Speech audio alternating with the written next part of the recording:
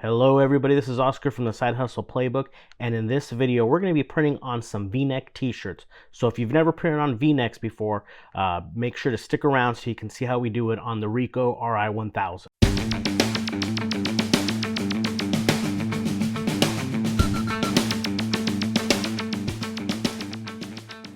Hello everybody once again. So this week we have a large order that we're getting out, doing some t-shirts for a group of folks that wanted a front print. So we're doing a front print and we're doing a back print, some crew necks, but we're also doing some V-necks. I don't do a lot of V-necks. I'm very particular on which ones, which brand we'll print on. But for the most part, it's pretty much the same thing. You just have to be very cognizant of the V neck collar when you're printing, when you're pre-treating, because you don't want to put any pressure on it, or else it'll basically you'll get that heat mark from the collar being there. We'll also single thread at times, just to make sure that we can get the print exactly where we want it. So yeah, stick around. We'll go ahead and go through the process. I have about, I want to say it's 15 shirts. So front and back, it comes out to about 30 shirts because you're doing 30 prints. So let's go ahead and get to it. All right, because we have a V-neck and they want to print on the back, I went ahead and I basically spray a little bit under the main collar, and that's basically because it's usually going to be around right here, right about 4 inches down. So we're going to go ahead and thread it though, because you do have the rest of the V-neck right here. We're going to go ahead and thread it, that way when we press we don't get the markings of the V-neck. So with the Hottronics, it's actually very easy to thread. Goes all the way through, as you can see there. So we'll go ahead and just let it warm up a little bit. But again, you're seeing that the V-neck is down here, so when we press, you're not going to see it.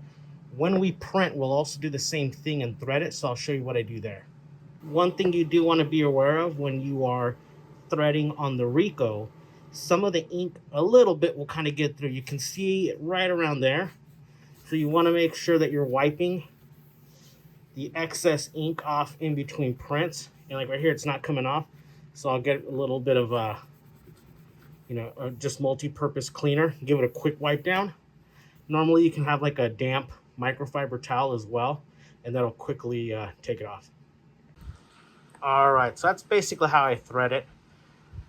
Some of the things to watch out for, as you can see, it's a lot less firm on the platen. So usually what I will do is one pass.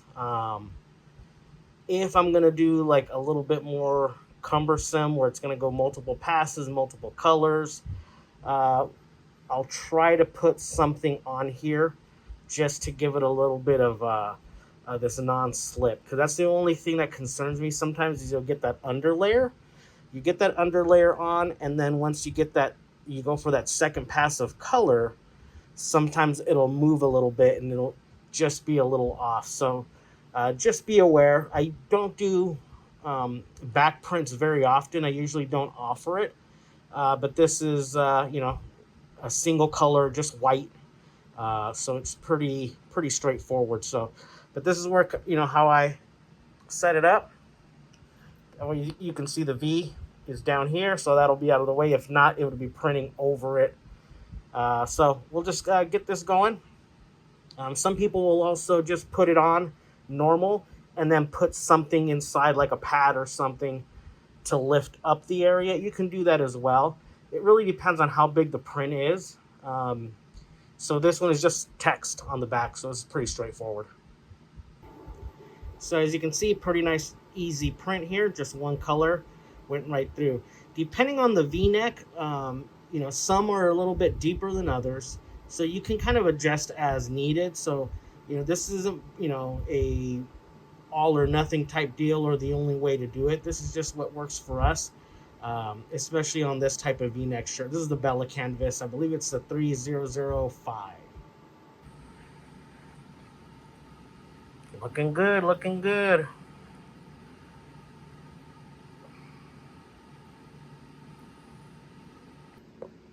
So it looks like we have all our backs done. So we'll go ahead and start prepping these up and start doing the fronts. But 50% of the job is done.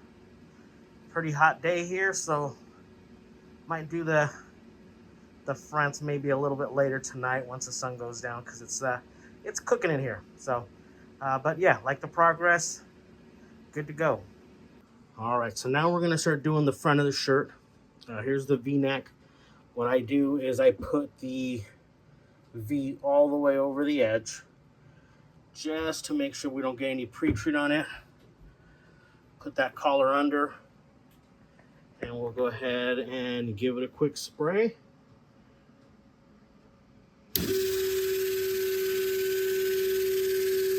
Now let's press it.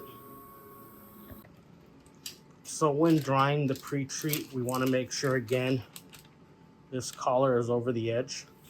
If not, you'll get like a weird stain, kind of like how you'll get right here on the seams. But you definitely don't want it on the neck, so we lower that. And, you know, that's pretty much it. As you've seen before, I like to do my presses in intervals, usually about 15 seconds at a time. I've just found that, yes, it is slower, but at the same time, I have better luck not getting that pre-treat box. And the main thing that I do is when I pull it off, I want to let it breathe. See all that steam come off, so I let it breathe. Then I put the sheet back on, and we'll give it another press. All right, now when putting the V-neck on the platen here on the RICOH, what I like to do is I use the center. There's a little bolt right here that you can use, and that's kind of where I start it. But then, of course, just to verify my findings or my setup, I'll always use my little measuring stick right here. And then I also will do the shoulders just to make sure I'm right around where I want to be. And then I also give it a finger. I put both thumbs, one on each side, and then just kind of make sure that I'm exactly, it looks level. I'm right at the edge right here just because I do want to get as close to the top as possible when I print. So we'll go ahead and put this bad boy on. And you'll see it's right a little lip right there, but that's just fine. We'll tuck everything in, and then let's send it in. So we'll go ahead and start the print right now and finish this job up.